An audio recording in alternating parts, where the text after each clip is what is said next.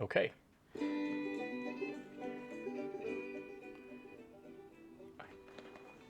I believe I left off in speaking about the AI detect bonus. So again, this bonus is for the AI to see into my lines. So they'll have more information than I will about um, what the composition of armies are, what the combat power of armies are, whether or not some towns are garrisoned. So the AI will have more information to make its decisions on that. Aggressiveness, I have set it to normal. AI on normal aggressiveness is optimized behavior. Great. So give AI more time. I do want to do that. Um, or is that? I can't tell. Is that turning on or off?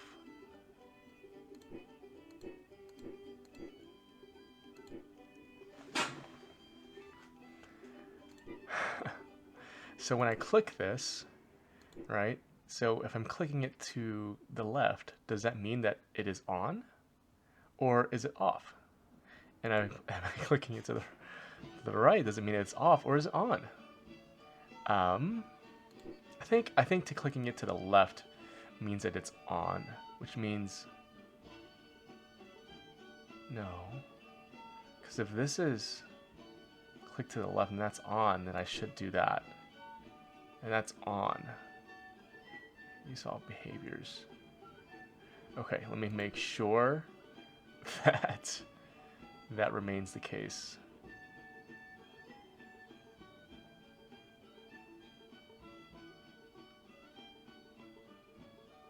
Okay. Textures.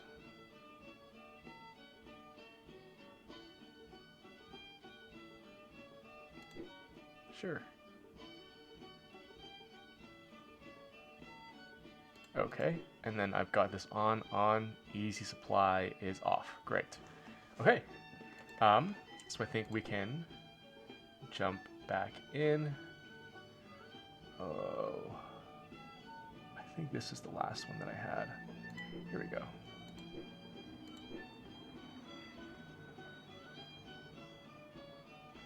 Okay. What was I doing? I think I was reading messages. So these are all messages I've already read.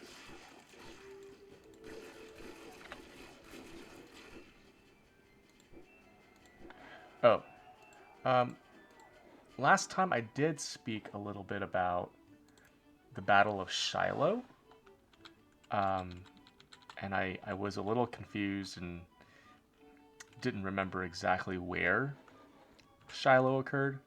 I did some looking into it. Um, Shiloh occurred south of Forts Henry and Donelson, around Savannah, so here. So in the spring of 1862, Union armies departed from Cairo, Illinois, and went downriver and captured Fort Henry on the. This is this the Cumberland?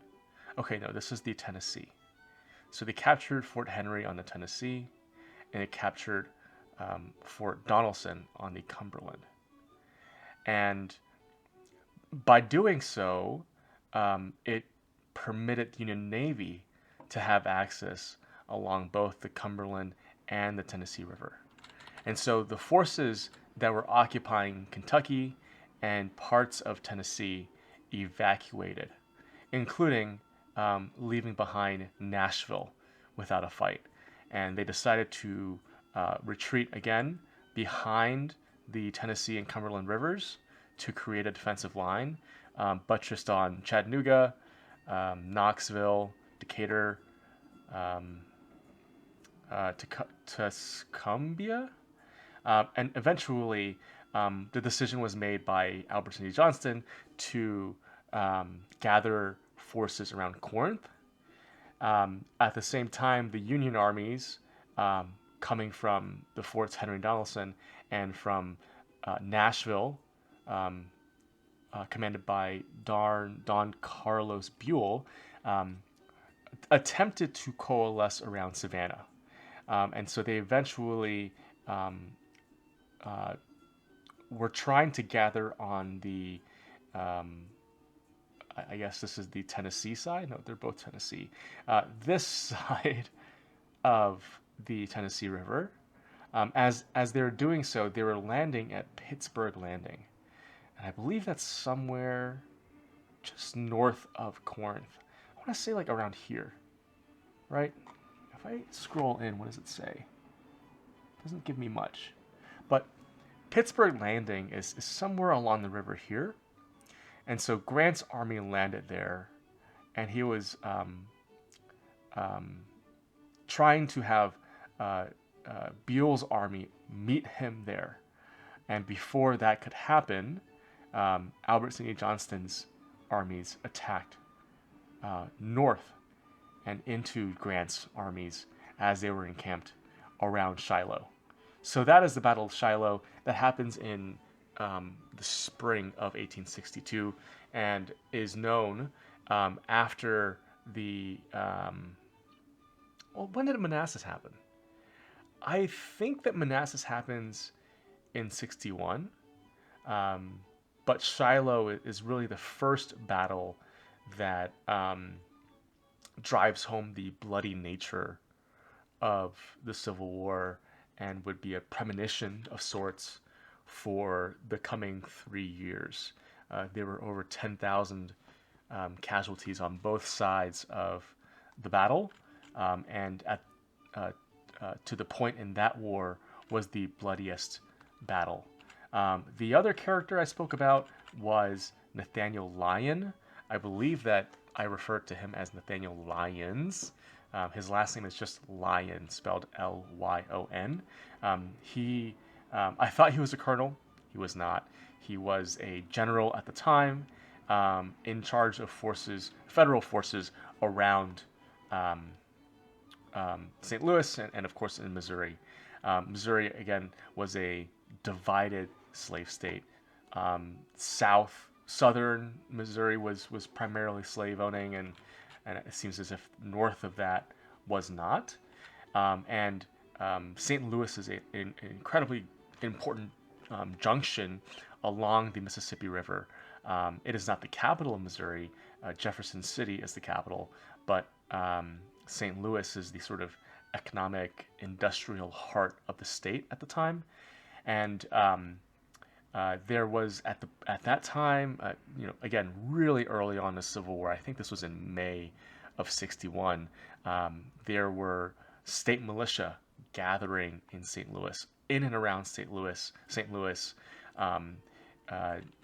They were ostensibly neutral, but somehow Lyon found out that they were Confederate sympathizers and were planning to raid the federal arsenal in St. Louis. And so before they could do that, Lyon sent his federal forces to capture them, and he was incredibly successful in doing so. He captured the state militia there, preventing that raid, and for all intents and purposes, preventing Missouri from declaring for the Confederacy. So it very well was possible that had that not happened, the governor of Missouri, who was again a Confederate sympathizer and would flee into the South after that action, he would have forced a vote, presumably forced a vote, and had Missouri declare for the South. And again, because of Lyon's actions in May of '61, that was prevented. And for the remainder of the war, Missouri remained remained loyal to the Union. Okay, and with that said, I will try to not speak on history that I am either unfamiliar with or just do not remember. Okay, so I think that we're going to read some messages and then do some troop movements and recruitment. Okay, so we're going to click on scripted events. All of these messages in red font are ones that appeared in these sort of text bubbles or maybe icon bubbles that we've already read. So we don't need to read that. Okay, so the union has to tell you, okay. So it's just sort of, again, going over what happened over the course of last turn. In terms of, yes, so this is a summary of the battle at Fort Sumter.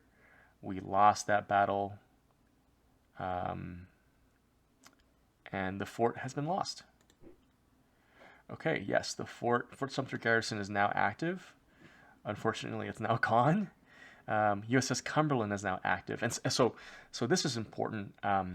They're saying that these ships are now can now move outside of Norfolk. So if you look at Virginia, and we look at this bastion of loyalty to the Union in Virginia, this squadron, the Chesapeake Squadron, can now move away from there. I believe that historically there was not an attempt to keep Norfolk.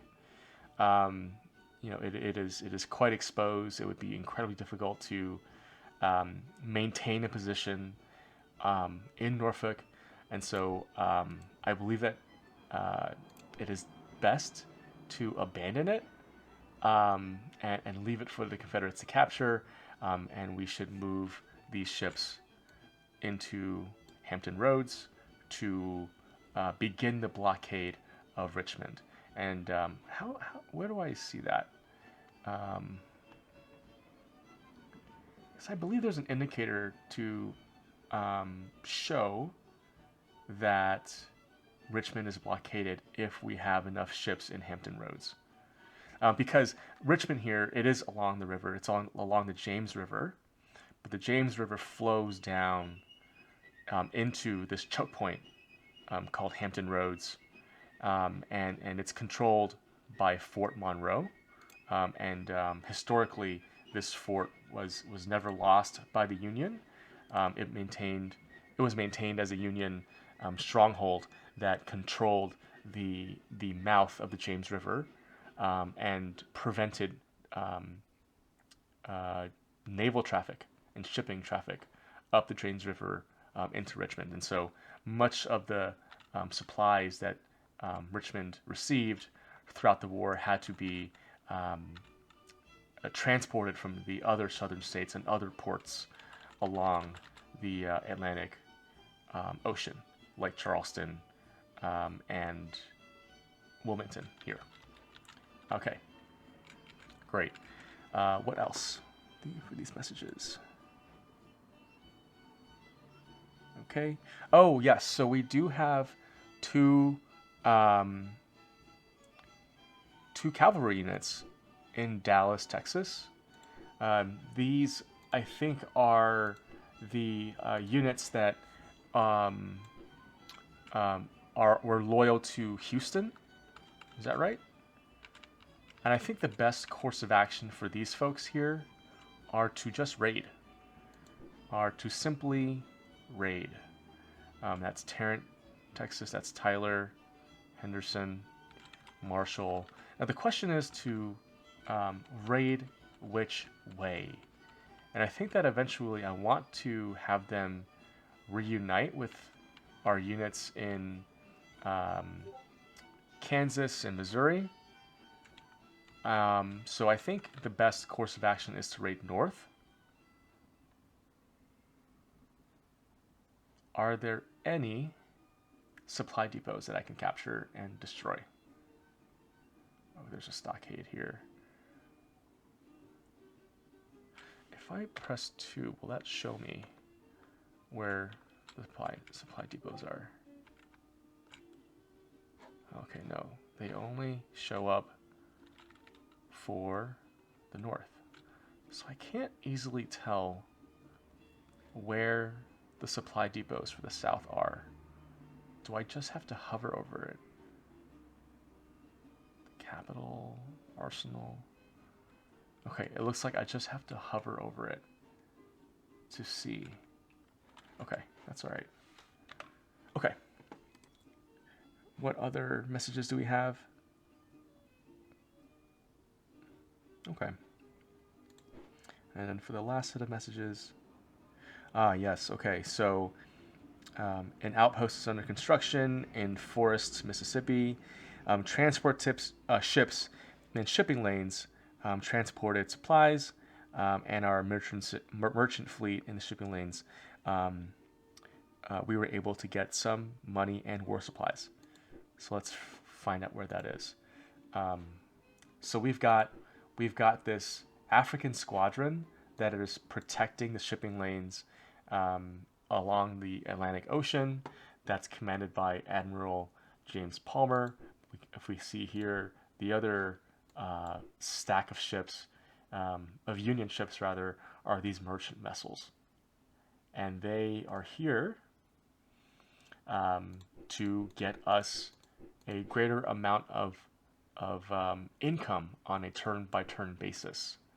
Um, it looks like there's a Confederate fleet here as well, probably to either interdict our own supplies or to facilitate supplies of their own. As we can see along these are the boxes that I think that I talked about in the last part. Um, this box models shipping lanes, and so if we place more and more merchant ships and transport ships here, theoretically we will open up more shipping lanes and permit a greater capacity of trade, which would then equate to more income of money and war supply. This box here models the blockade of the Atlantic side of the Confederate States. And so, again, with the more ships that we have placed in this Atlantic blockade, the more effective the blockade is. And as we can see here, with this flotilla, the Atlantic blockade flotilla here, and with the Gulf blockade in place, we already are at a blockade efficiency of 15%, and I believe that we can go as high as 60. So with the more and more ships that we place in these boxes, the more efficient the blockade becomes, and at the same time, as we capture more and more Confederate ports, the efficiency of this blockade only rises. Okay. So I don't think there are any more messages. Let me go to Washington. There were quite a number of generals that spawned in, and they're historically accurate, but they are all very bog standard. No one here is special. They can command troops, but not very well. So how do I know that? So let's start with General Hamilton here. You can see here that he has 2 stars here, whereas General Shields has 1 star. That just refers to their rank. So he is I think a major general. Is that right?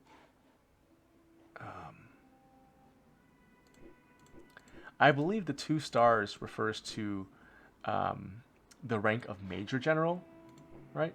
The rank of 1 star refers to the rank of brigadier general, and 3 stars refers to lieutenant general. So there are 2 different stacks of generals. I will just combine them like so. The commander of this stack of generals is currently Hamilton, and that is because he is the highest rank. And between him and Milroy, he has higher seniority, right? So he has a seniority of 62, and Milroy has a seniority of 71. And that is how this game decides who the commanding general of any particular stack is. So if we look at the Washington Reserve, that will be General Winfield Scott, right? So he is a 3-star. Oh, I'm sorry, isn't it a 4-star? What is that?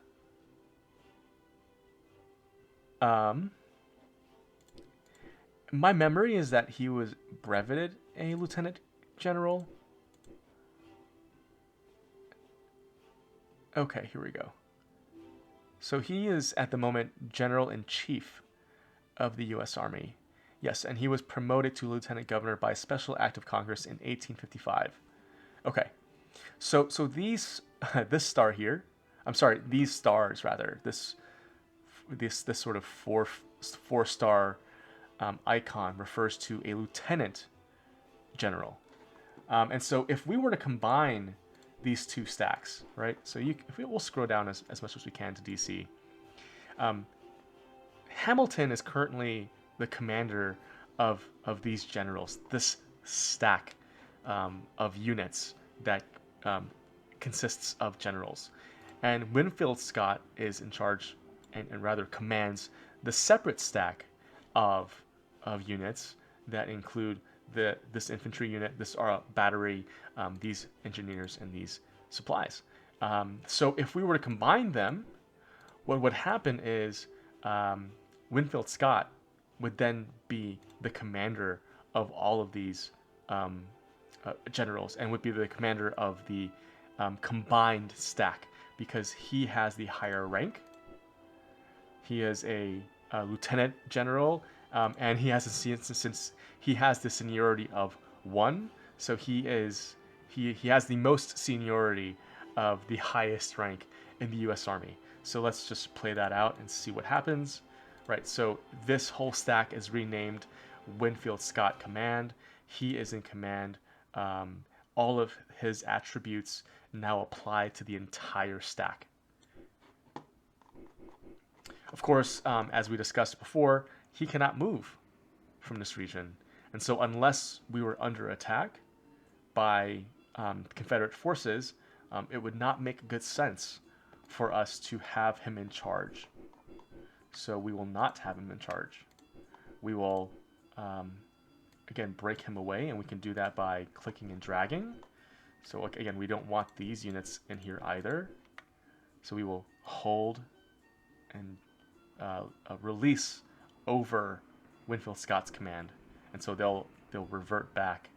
They'll join his command again, and then we are now free to move these generals where they are most needed. I think, and if my memory serves, many of them are desperately needed in the West. So I will deploy, I think, half of them,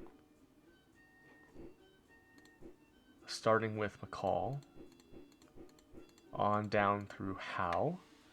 I would like to move them, and I think I can do this with this button here. Yes. So let me just create a different stack. And so by the way that you create a different stack is you can select as many units as you want.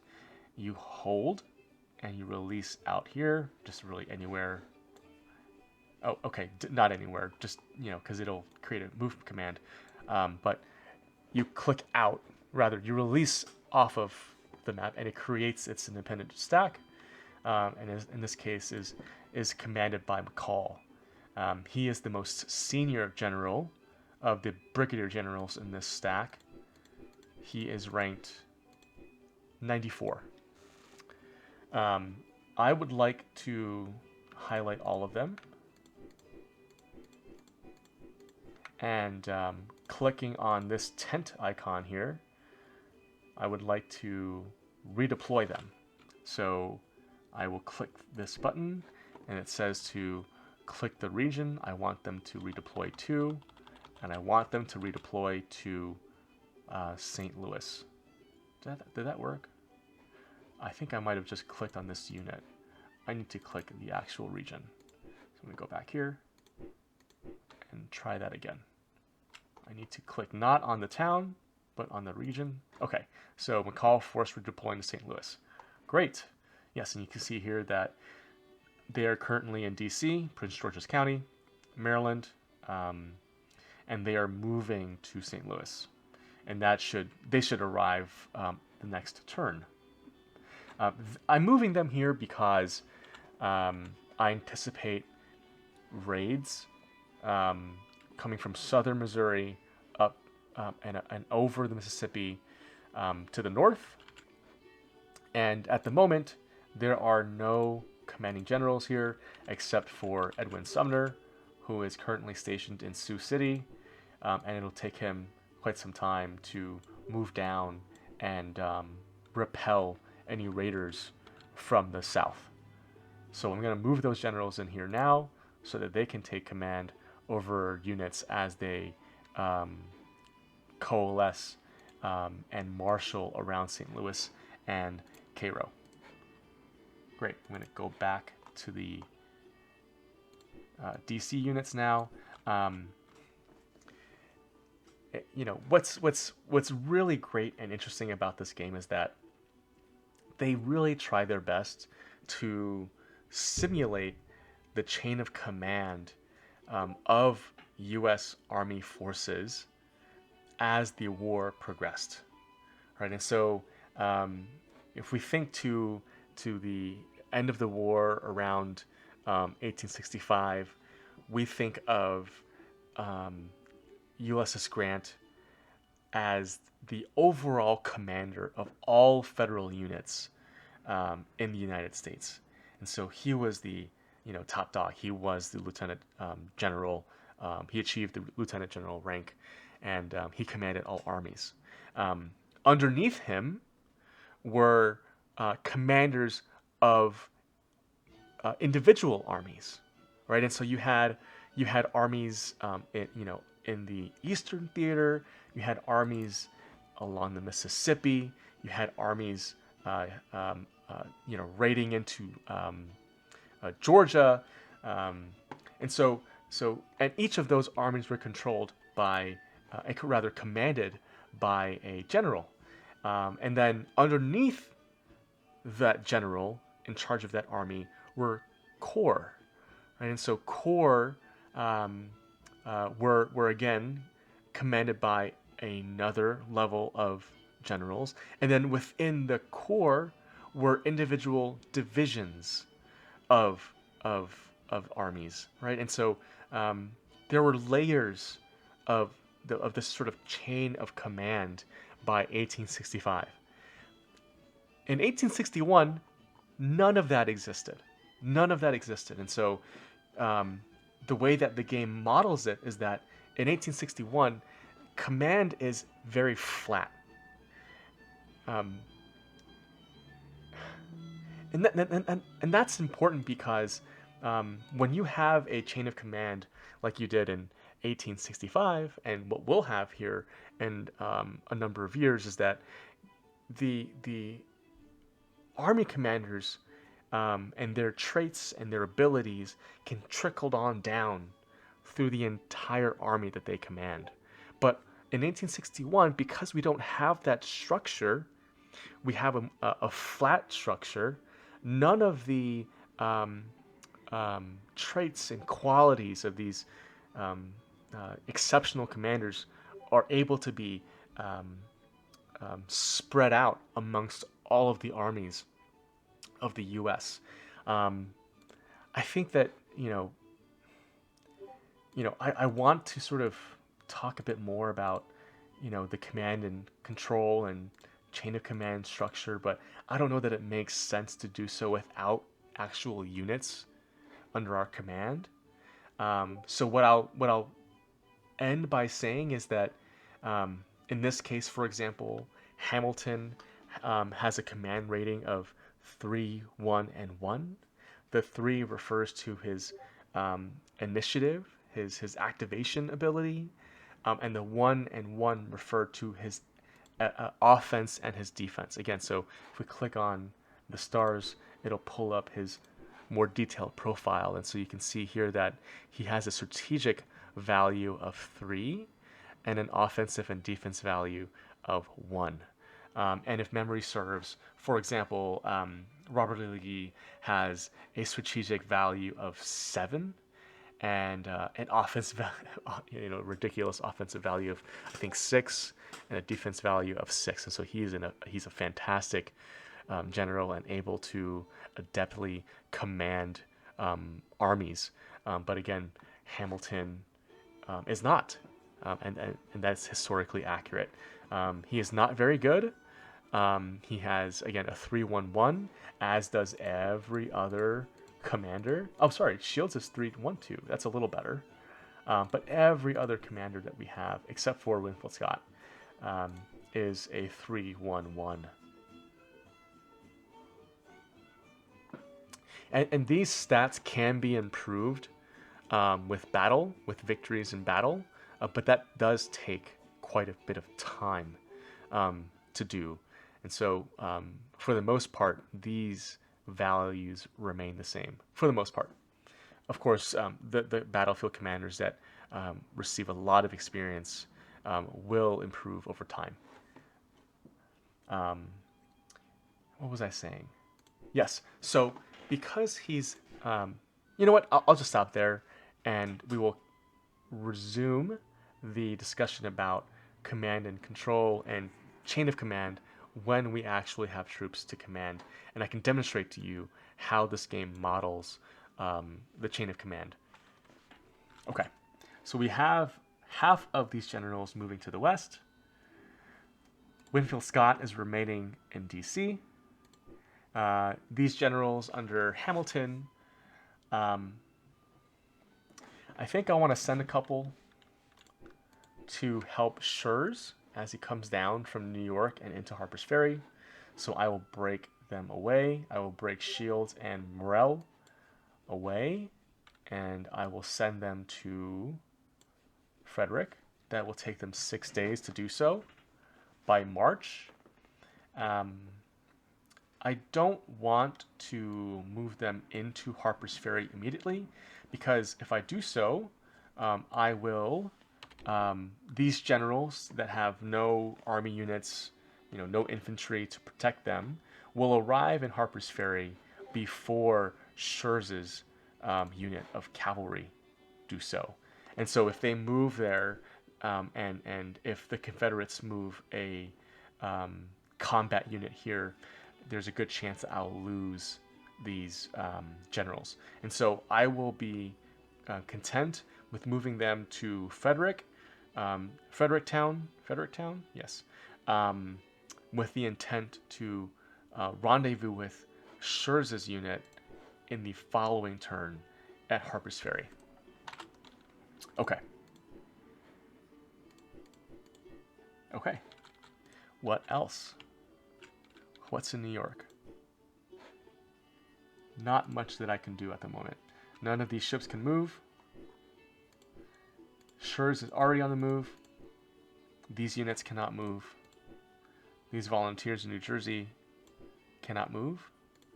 Volunteers in Pennsylvania cannot move. Oh, but why don't I just combine these, right? Unless these are locked permanently. They're not. And they're not, so I will just combine them here. And so this stack of volunteers now has a combat rating, combat power of 178. Let's see. Anything else? Do I have units here? I do. Anyone here move? No one can move. No one can move. Which is fine. Which is fine. What about my ships? My ships cannot move. My ships cannot move. What about in the Gulf? My ships cannot move. That's okay. Do I have anything else out here? Okay, this squadron here. Oh yes, the ships. Yeah, I think that I will move them to Hampton Roads. You'll need at least 4 naval units to blockade this zone. When all exit points of the harbor are under control, the harbor is blocked. Okay. Yeah. So I will move them out to block them, to block Richmond, to blockade Richmond rather. General Butler's units are stationed in Fort Monroe at the moment. Actually, if I have any transports, can you transport? Tiny transport. This unit has a transport capacity of 1. That's not very high. Do I have transports elsewhere? What's in DC? Okay, I do have some transports here, but you cannot move. What I would like to do eventually is to move Butler away from here and to maybe capture New Orleans. We will see. Okay, that's all good. You are all good. Yeah, you cannot. No one can move yet.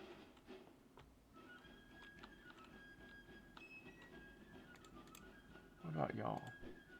No, you can't. How about you? You cannot. Yes, McClellan in Cincinnati. These folks can't move in St. Louis. I think we command these units now. I think that we break them up. I think the one will go to Fort Worth and then up to Gainesville and then into Sherman. That'll take 13 days. What about one more? 17 days.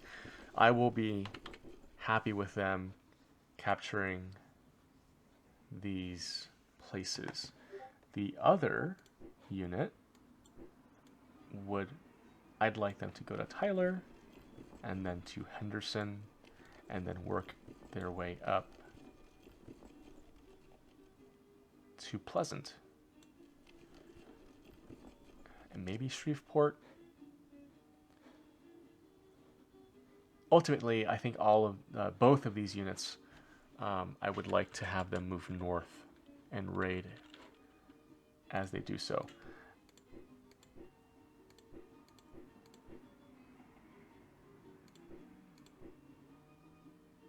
Okay.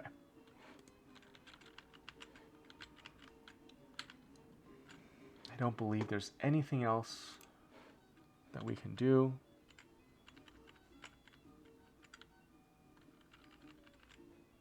Oh yeah, there's nothing else we can do. Let's check our decisions. Okay, we do not have any decisions in Treasury, nor Interior, nor in State. Okay, that's fine. Let's figure out what decisions I want to make. And it looks like so this habeas card has been returned.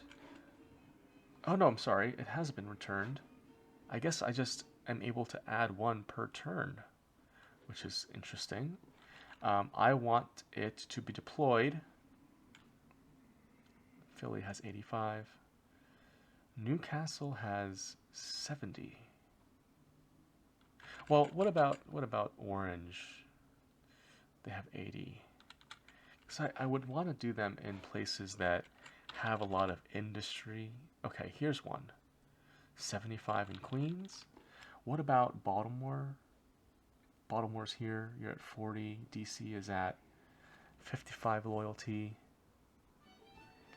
Yeah, I think that the next best thing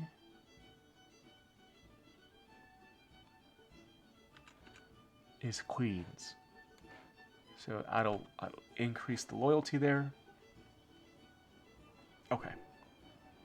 Great. And then now for recruitment. I'd love to recruit a battery. And again, in the Civil War, units that were formed primarily based on the location of the units. And so they're tied to the states in which they were formed.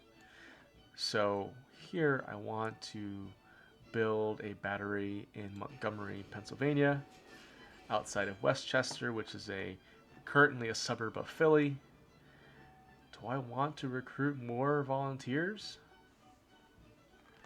Do I want more supplies? There's not much we can do with the money that we have at the moment, which is fine. I think that I will add more volunteers, and so here we are. So I will place down more volunteer units in New York and another in Maryland. And I think that I will deploy them in DC. And for this supply unit, I think I want another out west, primarily because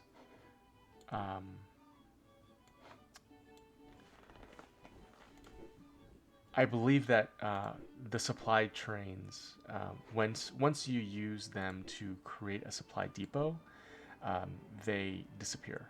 I believe. So I can build a depot. Great. Okay. I know that we're sitting on a bunch of cash and a bunch of recruits, but I don't think there's anything further that I would like to do on this turn. You know, I don't think that I need more. Where are we? Where's recruitment? What button is that? F11. Yeah, I don't know that we need more blockade flotillas. And we've already used up supply here. So I think I will hit next turn.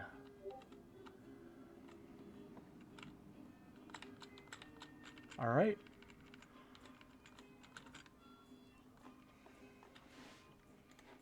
Let's hit next turn.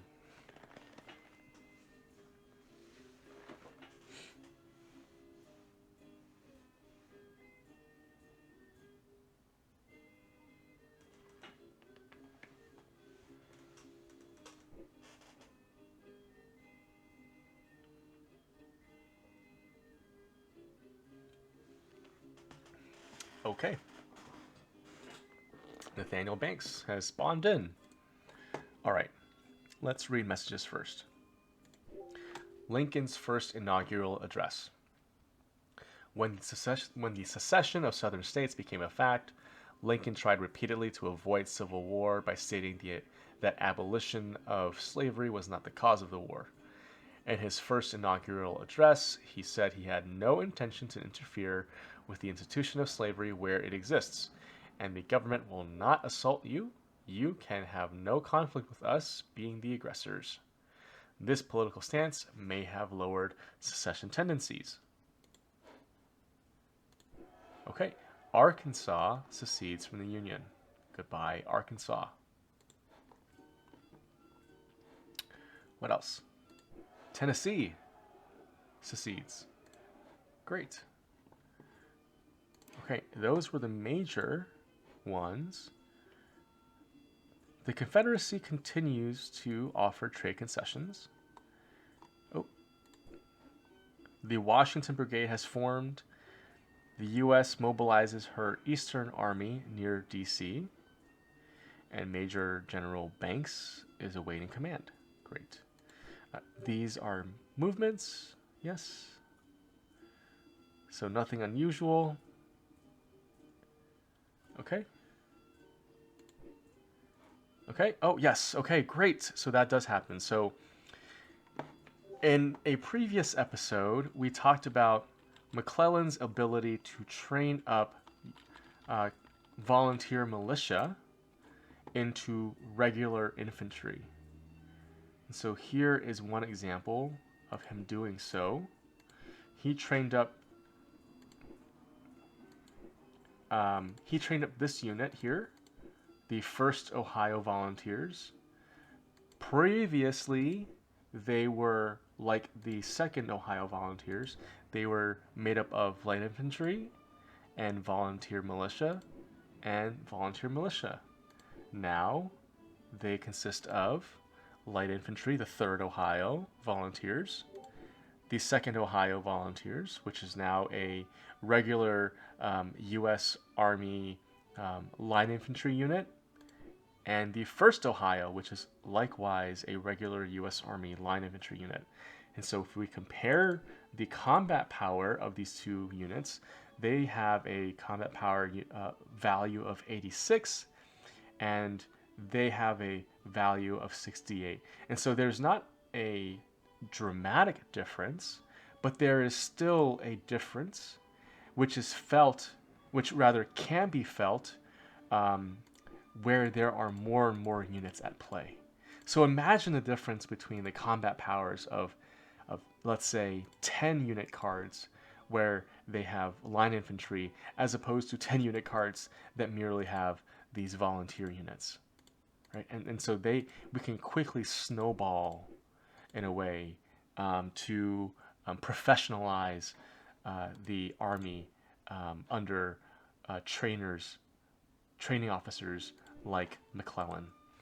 Importantly, though, we have to continue to funnel units to his command, because he can only train units that are under his command. Great. So the 1st Illinois Militia has finished training in Cairo. Okay, and the supply train has finished in Los Angeles. So we will move them south. It'll take them 20 days, which means 2 turns, to move into southeastern California and to support Fort Yuma. And once they arrive there, I will go ahead and build a depot. Actually, is there a depot here in Los Angeles? There is not. Do I care? Does it matter all that much? Maybe?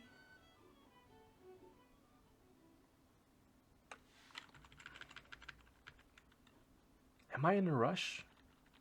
I don't think so. So why don't I stay here and build a supply depot in Los Angeles, so that as supplies and ammunition is created in San Francisco, we can easily push it south to a depot in Los Angeles.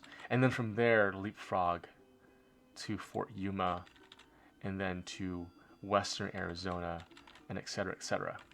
Okay, let's do that. Let's build a depot, and you do so by, again, clicking on this tent icon. No, sorry, this building icon, this hammer icon, when you have a pack train selected. And you just click Build Depot, and then this sort of Build Depot icon will appear, and you just wait a turn. And when we end the turn, it will process, and the next turn we will start off with a depot, a supply depot in Los Angeles. Okay, great. Let's go back to the militia unit in Cairo. So you are 1 element. And what's important to note is that McClellan and other training officers, where are they? Here they are. It says here that this leader will train up to 2 regiments of conscripts. So in this case, again, the 2 regiments were the 2nd Ohio and the 1st Ohio. Next turn, he will train up the 5th Ohio and the 4th Ohio, from volunteer militia units to regular U.S. Army infantry units. To continue to have a constant churning of training, I have to now move units to McClellan. One of those units is in Cairo. So this is 1 regiment. Can I find another that I can bring to him? Right, so I'm moving this unit from Cairo to Cincinnati. I am doing so by rail. You can see here that there's a rail icon here, and it's following the rail path. See this straight line with these dotted portions are all railroads. So this unit is following the path of this railroad to Cincinnati. Great. Is there another unit that I can pull to upgrade? Because again, McClellan can upgrade 2 units at a time. Can y'all do it? You can't move yet. Okay. Is there another one? What about here in New York? No one can move yet.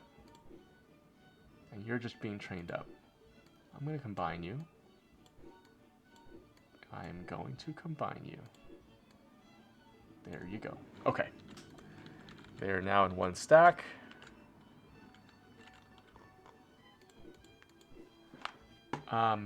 Schurz is now in Harper's Ferry, but I believe that it is not captured because it is merely a cavalry unit, and to capture these settlements requires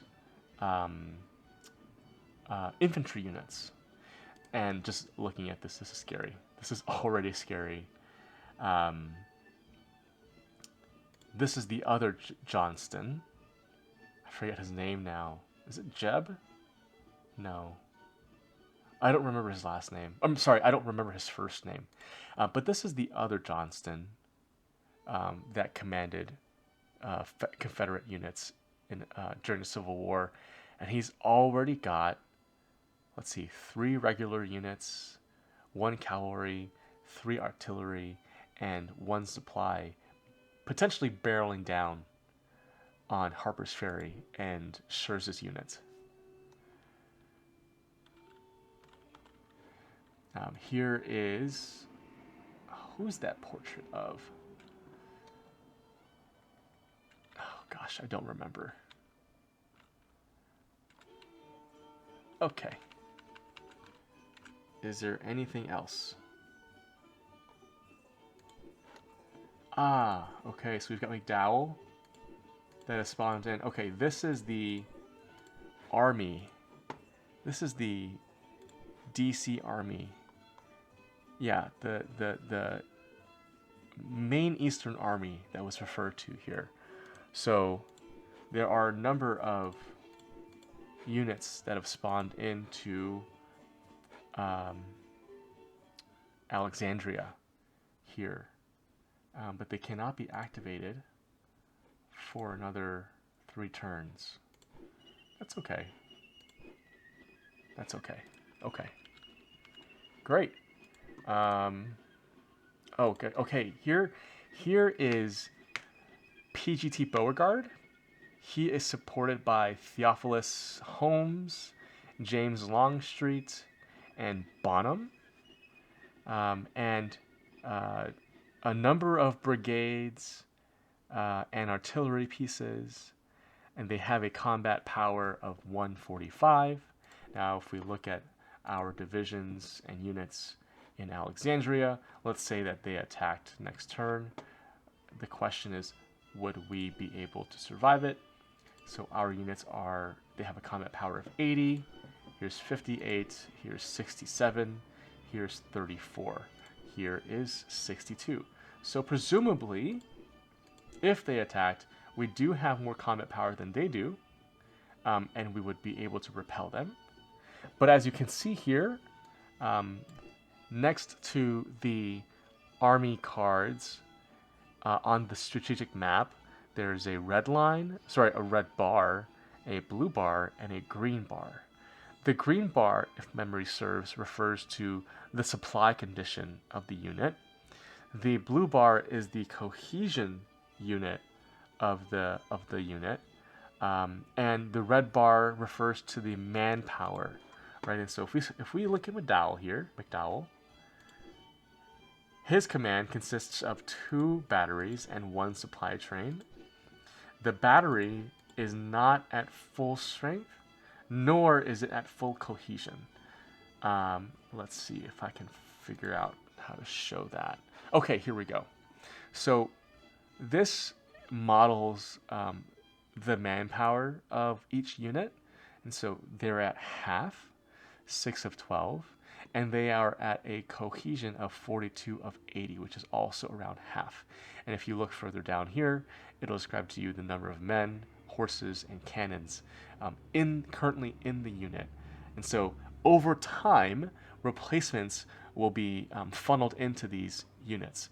But at the moment, they are not at their apex, and they stand opposite to PGT Beauregard's army, which is likewise not at its full strength or cohesion. And so, even though our armies here in Alexandria at the moment have a greater combat power value, I believe that over time, PGT Beauregard's stack here will eclipse our units in Alexandria in terms of